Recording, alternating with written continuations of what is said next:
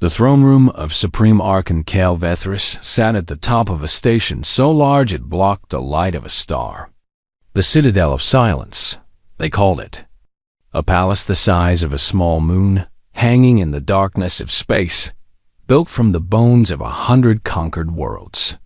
From here, the Zorath Imperium ruled over 12,000 species across 6 spiral arms of the galaxy. And from here, the next conquest would begin. Calvethris stood before the War Council with his forearms folded behind his back. His skin was the color of wet stone, and his eyes glowed faintly gold in the dim light of the chamber. Around him sat the 12 highest-ranking military commanders of the Imperium, each one responsible for the destruction of entire civilizations. They had gathered because a new world had been found. "The planet is located in the outer fringe," said the intelligence officer, pulling up a holographic image that floated above the long black table. A small blue sphere appeared, turning slowly. It was covered in water and green land and white clouds. "The dominant species calls it Earth. They call themselves humans." A few of the commanders leaned forward. Most did not. "Classification?" asked Admiral Zoran Thalmeric, the most decorated officer in the Imperium. He was old, even by Zorath standards, and his face was covered in pale scars from battles fought before most of the others were born. "Type 0.7, the officer replied. "Faster than light travel. No unified government. They are divided into competing groups they call nations. They still burn dead organic matter for energy." A low rumble of laughter moved through the chamber. A species that had not even figured out how to leave its own star system. This was not a conquest. This was a collection. The Archon raised one hand, and the room went silent. "The planet is rich," he said. His voice was deep and cold, the kind of voice that had ordered the burning of entire worlds without a moment of hesitation. "Heavy metals, rare isotopes, a biosphere of unusual diversity. It will serve the Imperium well." He turned to Admiral Thalmeric. "You will lead the first Annihilation Armada. 4,000 warships, 12 planet crackers. The flagship God's Verdict. You will go to this world. You will remove its inhabitants, and you will claim it for the Imperium." Thalmeric bowed his head. "It will be done, Supreme Archon." The other commanders nodded in agreement. 4,000 ships was extreme for a species that had not even reached the stars. But the Archon had his reasons. The border colonies had been restless lately. Some of the conquered species were beginning to question the Imperium's strength. This invasion would be loud, fast, and total. A reminder to everyone watching that the Zorath did not ask. They took. The matter was considered settled. Officers began to stand. Plans were already being drawn up in their minds. Supply lines, troop deployments, the usual machinery of conquest that had worked flawlessly for 1,000 years. Then a voice spoke from the back of the room. "Supreme Archon, if I may." Every head turned. The voice belonged to a young female Zorath standing near the door. She was small compared to the commanders, with narrow shoulders and large dark eyes that blinked too often. Her uniform marked her as a liaison officer, a junior xenanthropologist attached to the fleet for the purpose of studying conquered species. Her name was Salith Moran, and she had no business speaking in this room. "You may not," said one of the commanders sharply. But the Archon raised a hand. He was curious, or perhaps amused. "Speak," he said. Salith stepped forward. Her hands were shaking slightly, but her voice was steady. "I have been studying the signals that leak from this planet. Radio waves, visual broadcasts, data transmissions. The humans do not know we are listening, so what we receive is honest, unfiltered." She paused. The room watched her with cold eyes. "This species is extremely violent," she said. "Not just toward other creatures on their world, but toward each other. They have fought wars that killed millions of their own kind. They developed weapons capable of destroying their entire planet, and then they pointed those weapons at each other. They have entire industries built around the science of killing. Their history is a record of conflict after conflict, each one more destructive than the last. Admiral Thalmarek made a sound that might have been a laugh. And this is supposed to frighten us? A species that cannot stop fighting itself is no threat to the Imperium. With respect, Admiral, Saleth said, and she could hear her own heartbeat in her ears. A species that fights itself that savagely and still survives is not weak. It is something else entirely. I am asking for more time. A deeper study. Before we send 4,000 ships to a world we do not fully understand. The silence that followed was long and heavy. Then the Archon smiled. It was not a kind smile. Liaison Officer Moran, he said slowly, the Imperium has conquered 12,000 species. Some of them had faster than light travel.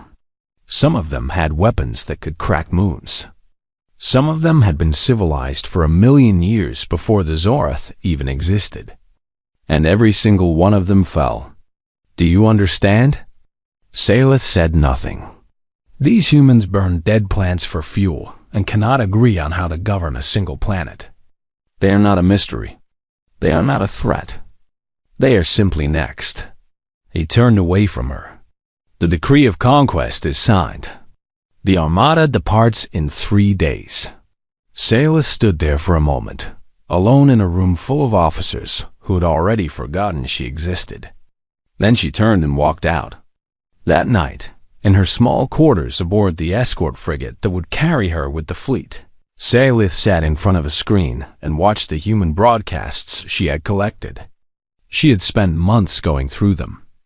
Entertainment programs, news reports, music, art. So much of it was beautiful. And so much of it was terrifying. She selected a file she had flagged weeks ago. It was a documentary made by the humans themselves about a conflict they called the Second World War. She watched images of cities reduced to ash. She watched soldiers charge across open beaches into walls of gunfire. She watched a bright flash turn an entire city into dust and shadow in less than a second. And then she watched the survivors crawl out of the ruins and start rebuilding. That was the part that scared her most. Not the destruction, the rebuilding. The way they picked themselves up every single time and came back stronger. As if the fire only made them harder. She turned off the screen and sat in the dark. The fleet would leave in 3 days. 4,000 warships. The greatest military force assembled in a century. All aimed at one small blue world on the edge of the galaxy. Saleth Moran closed her eyes and wished, not for the first time, that someone would listen. No one did. The Armada moved through hyperspace like a river of iron. 4,000 warships stretched across a corridor of bent light, each one humming with the quiet energy of engines that could tear holes in the fabric of space. At the front of the formation flew the God's Verdict, Admiral Thalmarek's flagship, a dreadnought 3 kilometers long with enough firepower to turn a continent into glass. Behind it came the siege carriers, the troop transports, the planet crackers with their gravity bombs that could split a world down to its core. It was the largest invasion force the Imperium had assembled in 100 years. And it was heading for a planet that did not even know it was coming. Or so they believed. Admiral Thalmarek stood on the command bridge of the God's Verdict and watched the simulation play out on the tactical screen for the 14th time. The result was always the same. Fleet arrives. Orbital bombardment neutralizes major population centers. Ground forces deploy. Resistance crumbles within hours. Total planetary control achieved in 6 standard hours. The humans had no shields, no energy weapons, no fleet. Their most advanced military technology involved metal tubes that threw small pieces of metal at high speed. Against Zorath armor, it would be like throwing sand at a mountain. The officers around him were relaxed. Some of them were already bored. A few had started a betting pool on how quickly the humans would surrender. The most popular guess was 90 minutes. 3 decks below the command bridge, in a small research lab that smelled of recycled air and cold metal, Salith Moran was not relaxed. She had not slept in 2 days. The walls of her lab were covered in screens, each one showing a different piece of the puzzle she was trying to put together. Human history, human science, human warfare.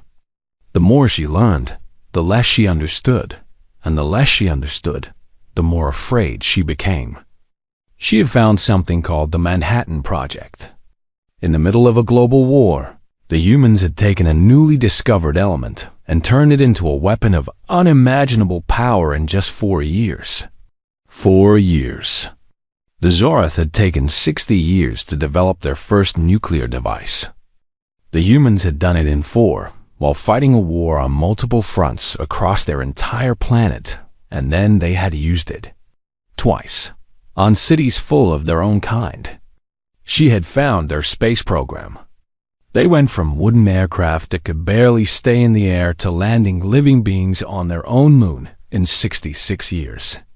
Not with anti-gravity. Not with inertial dampeners. With controlled explosions strapped to a metal tube. They had ridden fire into the sky because they did not have anything better, and they had done it anyway. And then there were the gaps. This was what kept Salith awake at night. For decades, Earth had been leaking electromagnetic signals into space like an open wound. Radio, television, early digital communications. But over the last 10 years, the signals had changed. Large portions of their military communications had simply vanished. Entire frequency bands had gone dark. It was as if someone on that planet had realized they were being loud in a very quiet neighborhood and had decided to shut the curtains. She had brought this to the Admiral once more, 2 days into the journey. She had stood in his office and laid out her findings with steady hands and a careful voice. The gaps in transmission. The impossible speed of their technological development. A concept she had found in their military writings called mutually assured.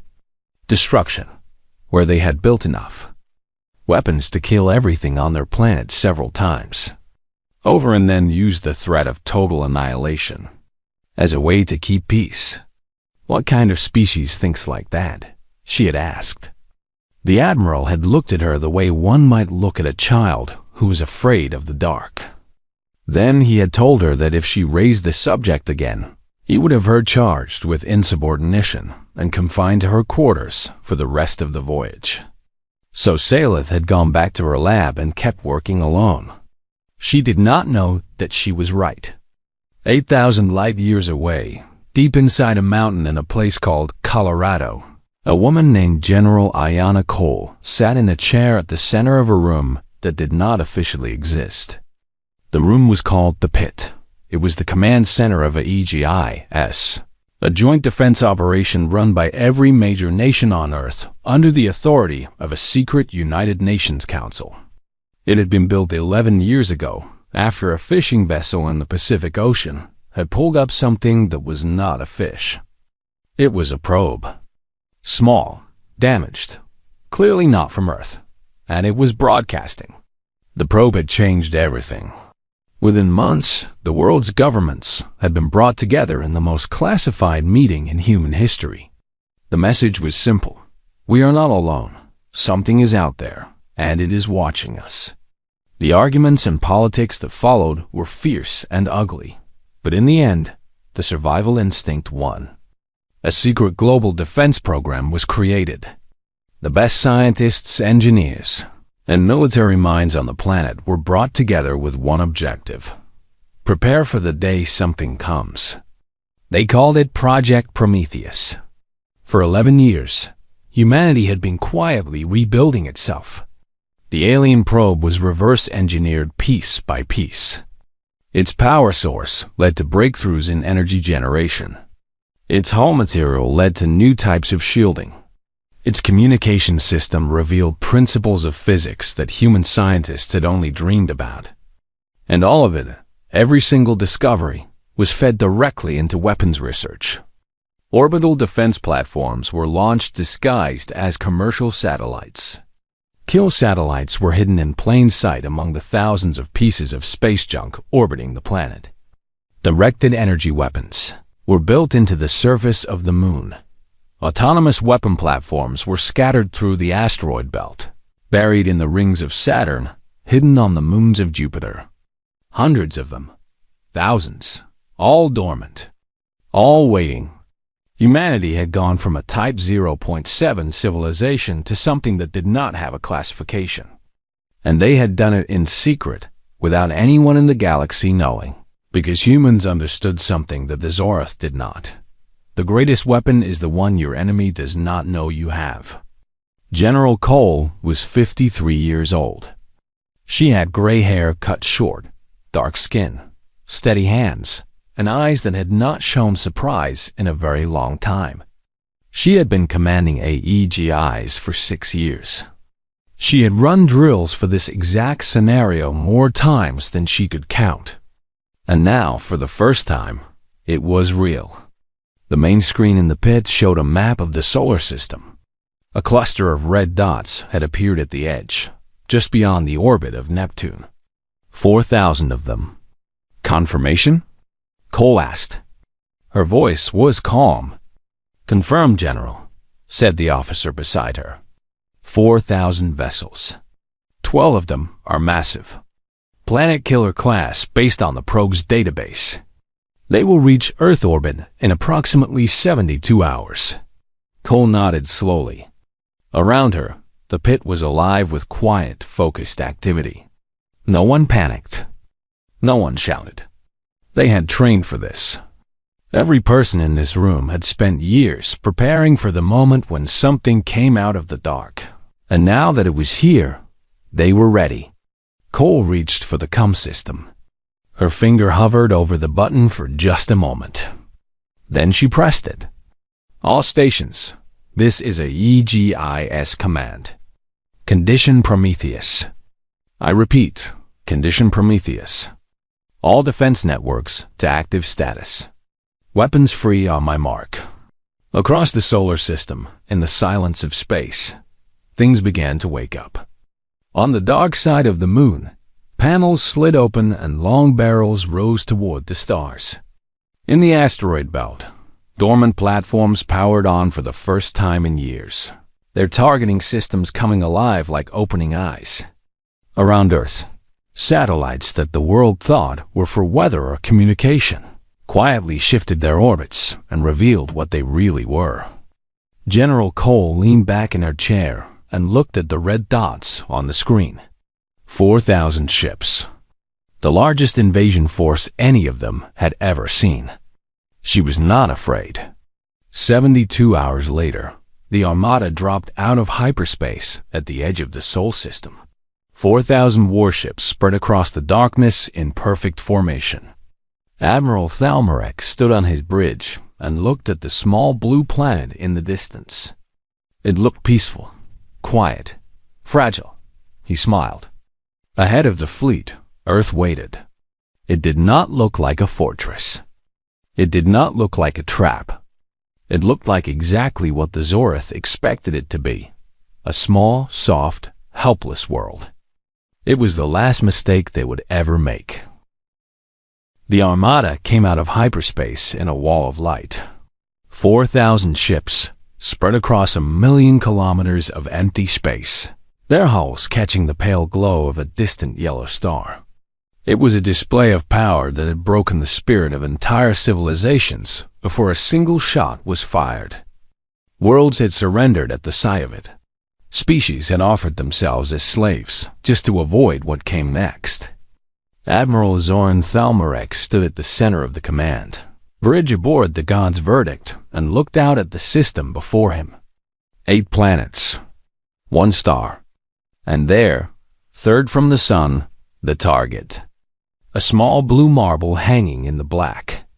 It looked so fragile from here, so easy to break. "All ships report battle ready, Admiral," said his first officer, a tall Zorath with a mechanical arm that replaced the one he had lost in the siege of Kelos Prime. "Formation is holding. No contacts on long-range sensors." Thalmarek nodded.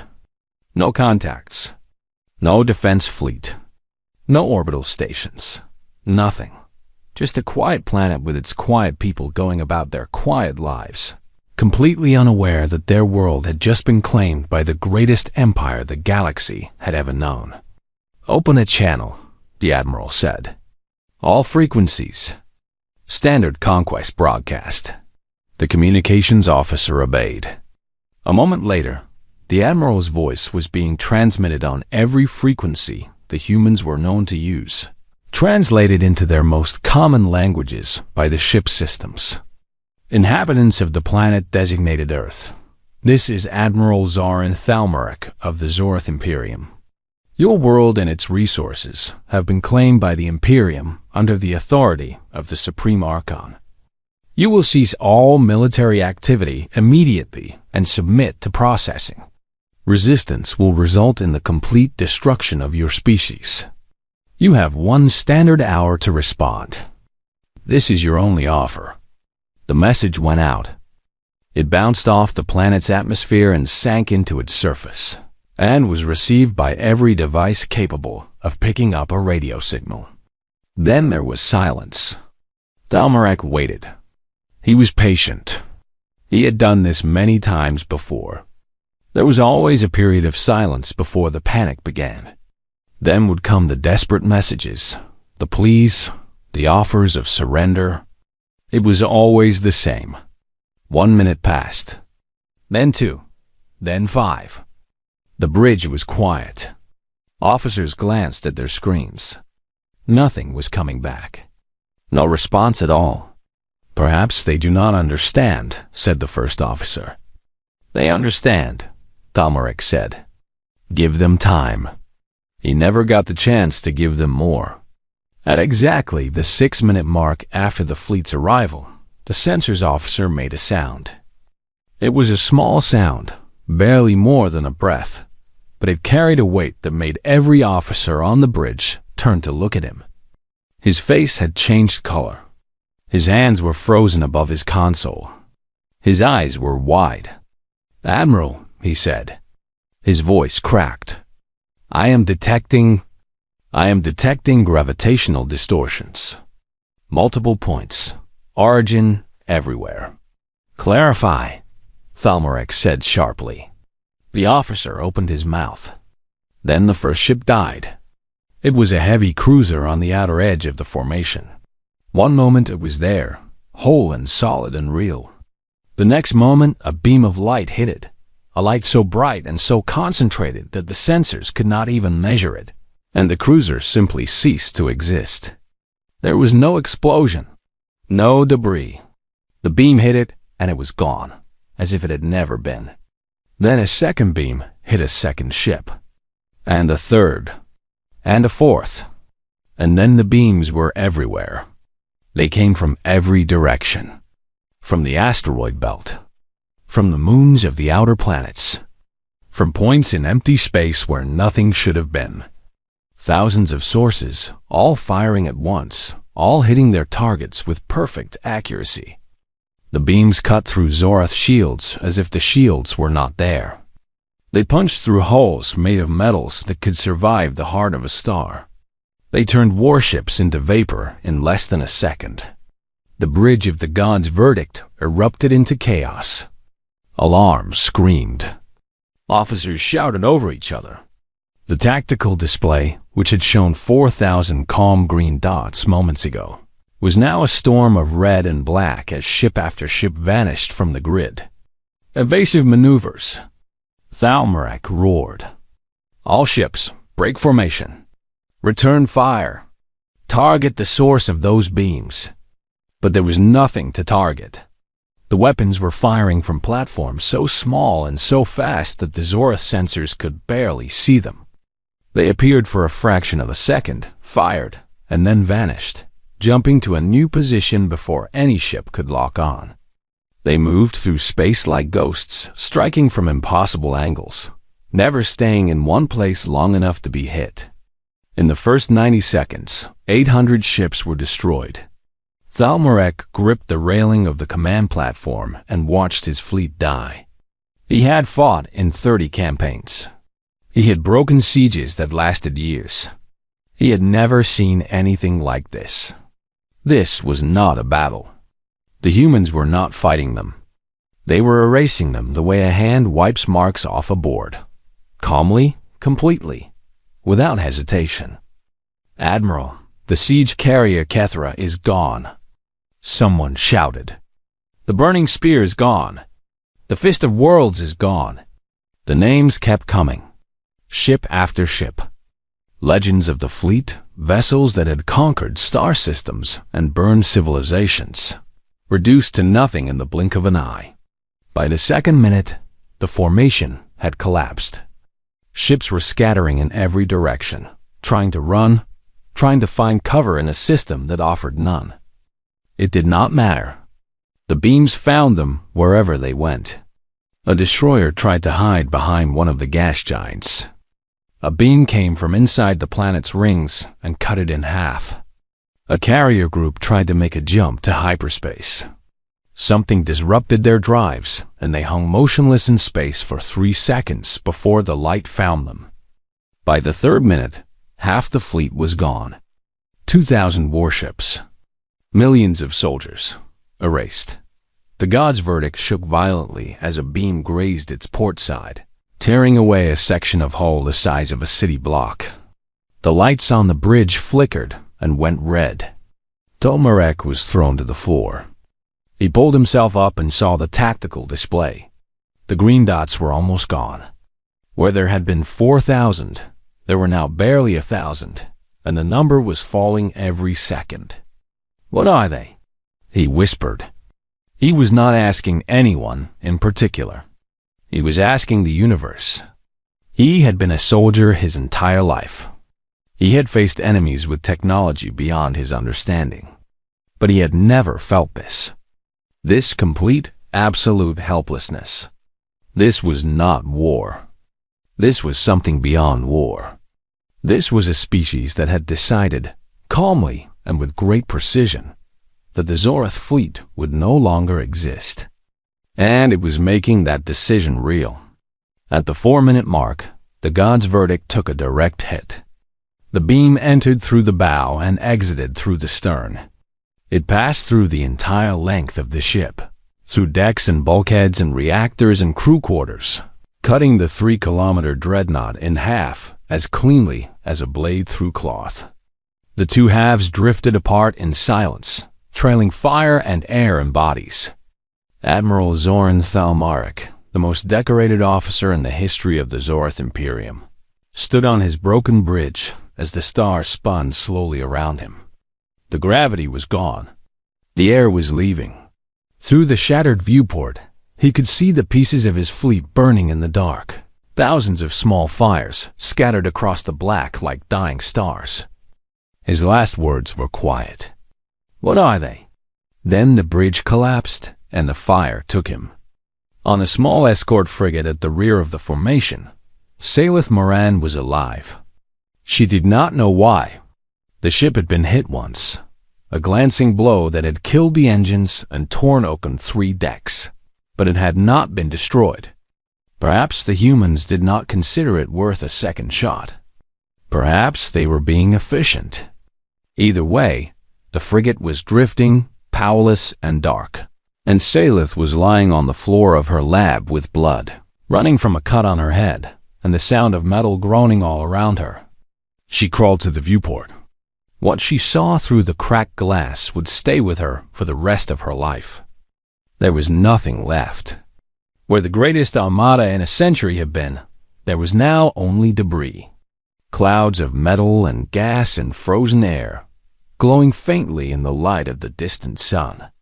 A few ships still drifted, dark and broken, but they were not ships anymore. They were tombs. It had been 6 minutes. 6 minutes since the first beam fired. 6 minutes to destroy 4,000 warships and kill millions of soldiers and erase the greatest display of military power the Zorath Imperium had ever assembled. Then her console crackled. A signal was coming through. It was being broadcast on every frequency, in perfect Zorath common tongue, and the voice was calm and steady and human. This is a EGIS command, United Earth Defense Authority. Your fleet entered sovereign human space without authorization. Consider this your only warning. Send no more. The message repeated once. Then it stopped, and there was silence. Salith sat on the cold floor of her dead ship, surrounded by the wreckage of everything she had known, and she understood at last. She understood what she had tried to tell them. She understood what no one had wanted to hear. They were never primitive, she whispered to the dark. They were waiting. Outside the viewport, the debris field drifted slowly outward, and the small blue planet turned quietly in the distance, as if nothing had happened at all. The 17 surviving ships limped back to the Zorath throne world like wounded animals dragging themselves home to die.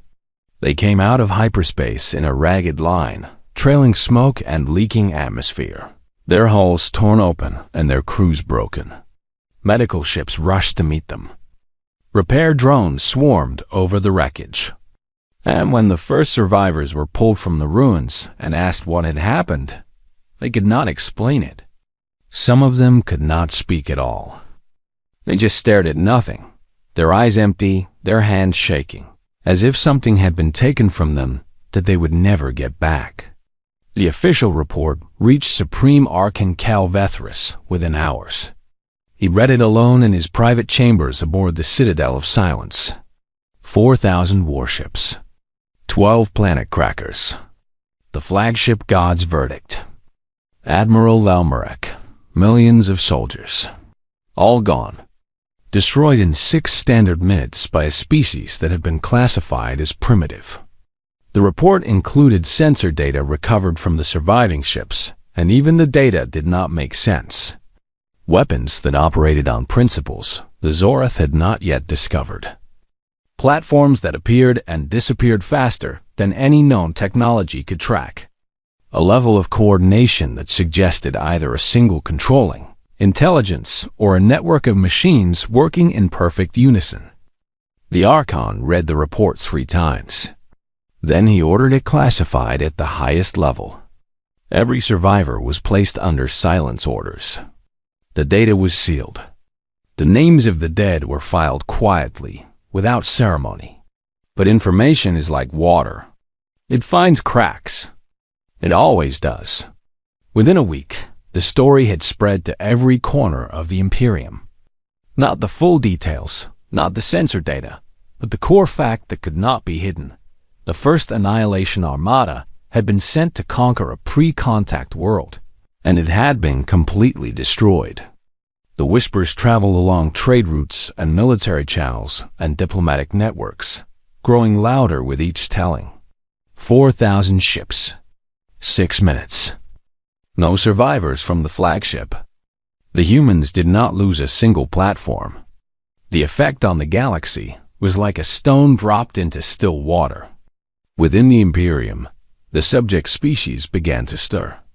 12,000 conquered civilizations, many of which had been under Zorath rule for centuries, heard the news and began to think thoughts they had not allowed themselves to think in a very long time. If the Zorath could be beaten, they could be defied. If one species could stand against the Armada and win, then perhaps the Imperium was not as unbreakable as it claimed. The whispers in the slave quarters and the mines and the labor camps grew louder. Not rebellions. Not yet. But the seeds were there, and they were growing. Beyond the borders of the Imperium, the reaction was different but no less significant. The Thesan Concordat, a federation of trading species that had long lived in uneasy peace with the Zorath, immediately dispatched a diplomatic vessel toward the Sol system. They wanted to make contact with the humans before anyone else did. If this species had the power to destroy a Zarath armada, they could be the most valuable ally in the galaxy. The Briavari Collective, a coalition of scientific civilizations, sent their own ships, loaded with scholars and researchers eager to study a species that had apparently leapfrogged several stages of technological development in complete secrecy. Even the Kethrani, a reclusive species that had not engaged in galactic politics for 1,000 years, sent a single observer ship toward Earth. Everyone wanted to know the same thing. What were the humans, and what did they want? On the throne world, the War Council descended into chaos. The Hawks, led by Fleet Commander Drevin Koss, demanded an immediate second invasion. 10 times the ships. 20 times. Bring the full might of the Imperial Navy and crush the humans before they could become a greater threat. His argument was simple and loud. The Imperium could not afford to appear weak. If one defeat was allowed to stand unanswered, the subject species would rise. The border would collapse. Everything the Zorath had built would crumble. The moderates, led by the aging strategic advisor Pella Thresh, argued the opposite. If 4,000 ships had been destroyed in 6 minutes, what would 10,000 accomplish? What would 40,000 accomplish? The humans had revealed a level of technology that the Zorath did not understand. Sending more ships before understanding what had happened was not strength. It was suicide. The arguments went back and forth for days. Commanders shouted at each other across the council table. Threats were made. Old rivalries resurfaced. The Archon watched it all from his throne, saying nothing, his golden eyes moving from face to face. Then he called for Salith Moran. She arrived at the council chamber, looking nothing like the nervous junior officer who had spoken out of turn 3 weeks earlier. She had lost weight. There were dark circles under her eyes. The cut on her head had healed into a thin scar. But her voice, when she spoke, was steady and clear and carried a weight that filled the room. The Archon gestured for her to begin. She stood at the center of the chamber, surrounded by the most powerful military leaders in the galaxy, and she told them what they did not want to hear. You classify species by their technology, she said, by their ability to travel between stars, to generate energy, to manipulate matter. By these measures, the humans should have been nothing. A young species on a small planet, still burning fuel and fighting among themselves. That is what your classification system told you. And your classification system was wrong. She paused. No one interrupted her. You looked at the humans and saw a species that could not stop fighting itself. You saw this as weakness. It is not weakness. It is practice. Humans have been at war, in one form or another, for their entire recorded history. Every generation. Every century. They have fought over land, over resources, over ideas, over pride, over nothing at all. They have developed the science of killing to a degree that no other species in our records has approached. Not because they are evil. Not because they enjoy it. But because their world gave them no other choice. Their planet is competitive. Their biology is competitive. Their survival has always depended on being better at violence than whatever was trying to kill them. She pulled up a timeline on the central display. Human history, compressed into a single line. They discovered the power of the atom and turned it into a weapon within 4 years. They went from their first powered flight to walking on their moon in 66 years. When they detected our long-range scans of their planet, they did not panic. They did not send messages into space begging for peace. They did not pray to their gods for salvation. She looked at the Archon. They started building weapons, quietly, in secret. For over a decade. They studied the probe that crashed on their world. They reverse-engineered its technology, and they turned every piece of it into something designed to kill. They hid their preparations so well that our intelligence network, which monitors 10,000 star systems, did not detect a single thing. They let us believe they were primitives. They let us come. The room was completely silent. We are not their first enemy, Salith continued. We are simply the latest. Their entire history is a record of facing things that should have destroyed them and surviving anyway. Ice ages, plagues, wars that killed millions. They have stared into the end of their own species more than once, and every single time, they came out the other side stronger and more dangerous than before. She took a breath. And there is one more thing you need to understand. The most terrifying thing about humans is not what they did to our fleet. It is the fact that the enemy they have spent the most time preparing to fight is not us. It is each other. Their most powerful weapons, their most advanced strategies, their deepest investments in the science of destruction. All of it was originally designed to be used against other humans. What they used on us was a side project, an adaptation. We received the version of human warfare that they considered appropriate for an external threat. She let that settle. If we go back with a larger fleet, we will lose a larger fleet. If we go back with the full Imperial Navy, we will lose the Imperial Navy. The humans are not a problem that can be solved with more ships. They are a species that gets more dangerous the harder you push them. That is what their entire history tells us. That is what I tried to say before the fleet departed, and that is what I am saying now. She stopped speaking. The silence in the chamber was so deep, it seemed to press against the walls. Then Fleet Commander Drevin Koss, the loudest hawk on the council, asked the question that everyone was thinking. Then, what do we do? Salith looked at him with eyes that had watched 4,000 ships burn. We talked to them, she said, and we hope they are willing to listen. The council did not make a decision that day, or the next. The arguments continued, quieter now, more careful, as if the officers were afraid that speaking too loudly might somehow reach the ears of the species they were discussing. But after the council was dismissed, the Archon remained on his throne. The room was empty. The lights were dim. The holographic map of the galaxy floated before him, thousands of stars and trade routes and conquered worlds turning slowly in the dark. And there, on the very edge of the map, a single blue dot pulsed softly, a tiny point of light in the vastness of space. It looked so small, so easy to overlook. Calvethris stared at it for a long time. He had ruled the Imperium for over 1,000 years. He had ordered the destruction of species without a second thought. He had built an empire that stretched across 6 spiral arms of the galaxy. He had never felt uncertain about anything. But now, sitting alone on his throne in the dark, looking at that small blue dot, he felt something he could not name. It sat cold and heavy in his chest, and it took him a long time to recognize it because it was so unfamiliar, so far into everything he had ever known. It was fear. He sat with it for a long time, and the blue dot pulsed quietly on the edge of his empire.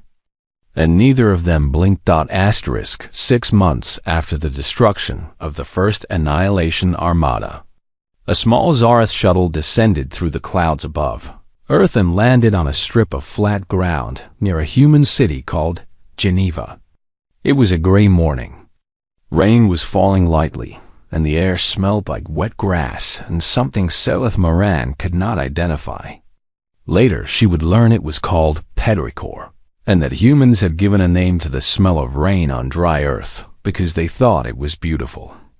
That small fact would stay with her for the rest of her life. Salith stepped off the shuttle and onto the surface of the planet that had killed 4,000 warships. The ground was soft under her feet. The gravity was slightly stronger than she was used to, pulling at her shoulders and her knees. Around her, green plants grew in every direction, pushing out of the soil with a stubbornness that seemed to define everything on this world. Even the ground here was alive. She was not alone. Behind her came a small delegation of Zorath diplomats, translators, and security officers. They had been chosen carefully by a war council that was still not entirely sure this was a good idea.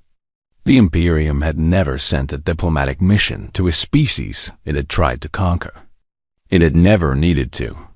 But the rules had changed, and everyone knew it, even if no one wanted to say it out loud.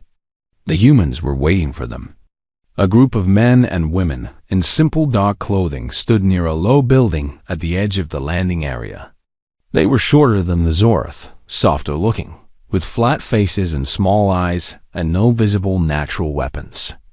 Looking at them, it was almost impossible to believe that these creatures had built the machines that had torn the Armada apart.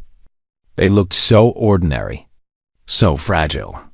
But Saelith had learned not to trust appearances when it came to humans.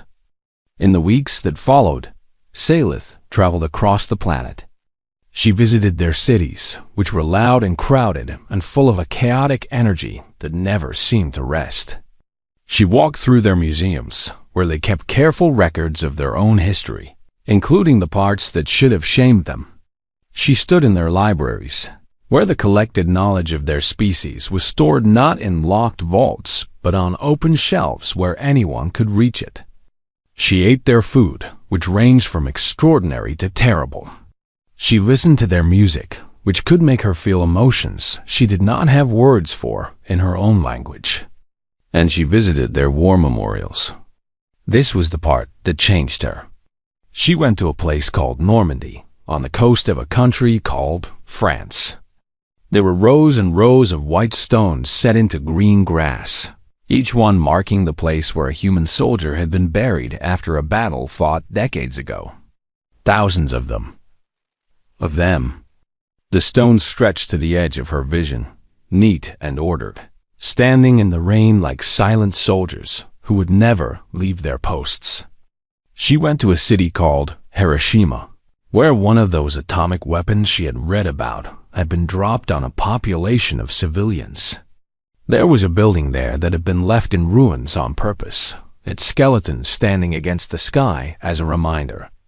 Around it, the city had been rebuilt, bright and alive and full of people. They had not torn down the ruin. They had not tried to forget. They had left it standing so that every generation would see it and remember what they were capable of doing to each other. She went to a place in America called the Vietnam Veterans Memorial. It was a long black wall with names carved into it. Thousands and thousands of names. Humans came and stood before it and touched the names with their fingers and cried. Some of them left flowers. Some left letters. Some just stood there in silence, remembering people they had lost to a war that many of them believed should never have been fought. Saelith stood before that wall for a long time. She did not cry because Zorath did not cry, but something moved in her chest that she could not name, and when she left, she walked more slowly than before. She began to understand. Humans were not a warrior species. That was the wrong word for them. Warriors fight because they want to. Humans fought because they had to, or because they believed they had to, and they carried the weight of every fight with them for the rest of their lives. They built memorials to their dead because the dead mattered. They recorded their atrocities because they did not want to repeat them, even though they often did. They were a species at war with itself in the deepest possible way, always torn between what they want and what they wanted to be. And that tension, that endless internal conflict, was the engine that drove everything they did. It was what made them so creative and so dangerous. Near the end of her visit, Saelith was invited to meet General Iona Cole. The meeting took place not in a military bunker or a government building, but in a small room in an old house in the countryside outside Geneva. There was a wooden table, 2 chairs, and a bottle of amber liquid that Cole poured into 2 small glasses. "It is called whiskey," Cole said, pushing 1 glass toward Saelith. "It is made from grain. We ferment it, and then we set it on fire, basically. I think you might like it." Salith took the glass and drank. The liquid burned going down and then settled into a warmth that spread through her chest. It was both terrible and wonderful. She said so, and Cole laughed. It was a real laugh, not a polite one, and it made the lines around her eyes deepen. They talked for a long time, not as enemies, not as diplomat and host, as two people who had both been shaped by the same event and were trying to make sense of what came next. You knew we were coming, Salith said. It was not a question. We knew someone was coming, Cole replied. We did not know it would be you specifically. But we knew. We have known for a long time. The probe. Cole nodded. It crashed in our ocean 11 years ago. Before that, we had theories, suspicions, but the probe made it real. And once it was real, we had to decide what to do about it. You could have reached out, Salith said. You could have announced yourselves to the galaxy. Asked for all eyes. Cole smiled. It was a tired smile, the smile of someone who had thought about this very question many times. We thought about it, but we did not know who was out there. We did not know if the galaxy was friendly or hostile. And our history has taught us that when you do not know if the stranger at your door is a friend or an enemy, you do not open the door and hope for the best. You build a wall. You make sure you are strong enough to survive whatever comes through. And then, when you are ready, you open the door on your own terms. You could have shared your technology with the galaxy, Salith said. You could have used it to help others. We will, Cole said. We are. That is why you are here. That is why we opened our borders. But we did it after we were safe. Not before. She took a sip of her whiskey. We did not build those weapons because we wanted to use them, Salith. We built them because we know what happens to species that cannot defend themselves. We have done it to each other often enough. There was a long silence. Outside the window, the rain had stopped. Sunlight was breaking through the clouds, and the wet grass glowed green and gold. What happens now? Salith asked. Now we talk, Cole said. We trade. We learn from each other. We try to be better neighbors than we have been to ourselves. 3 weeks later, the first Galactic summit in history took place in a large hall in Geneva. Every major power in the galaxy sent representatives. The Thesan Concordat, the Brivari Collective, the Kethrani, even the Zorith Imperium, though their delegation sat stiffly and spoke carefully. On the other side of the table sat the humans. They were calm, polite, even warm. They proposed trade agreements and scientific exchanges and cultural programs. They offered access to medical technologies that could extend the lifespans of dozens of species.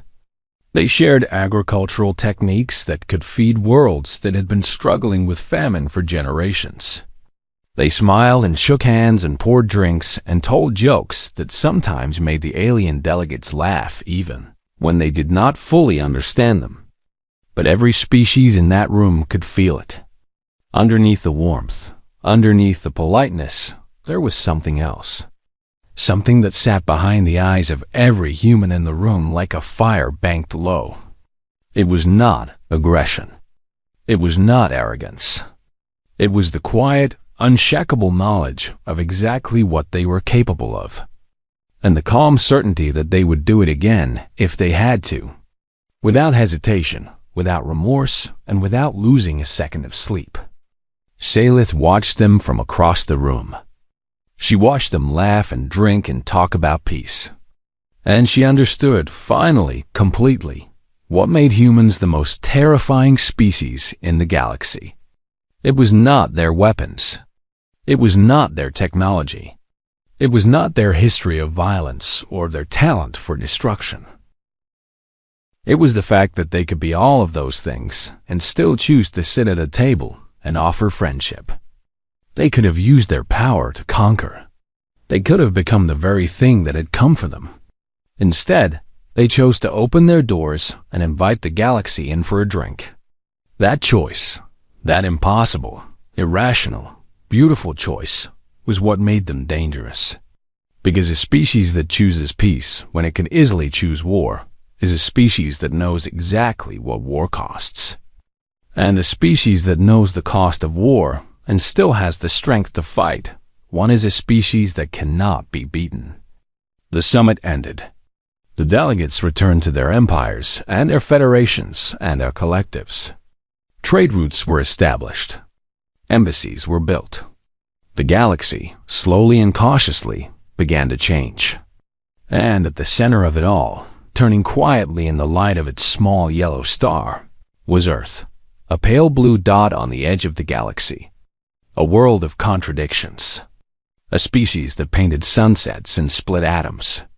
That wrote poetry and built weapons that could end civilizations. That wept for its dead and then stood up and kept going every single time, no matter what the universe threw at them. The galaxy had entered a new age. Not because humanity had conquered anyone. Not because they had demanded submission or power or fear. But because every species, from the mightiest empire to the smallest colony, now understood one simple truth that sat at the foundation of everything that would come next. You do not go to war with Earth, not because you will lose, but because the people on that small blue world have already fought harder wars than you can imagine, against enemies far more personal than you will ever be. And they are still here. They are still standing. They are still building. And if you force them to stop building and start fighting, you will face something that the galaxy has no name for and no defense against. You will face humanity, and humanity does not lose.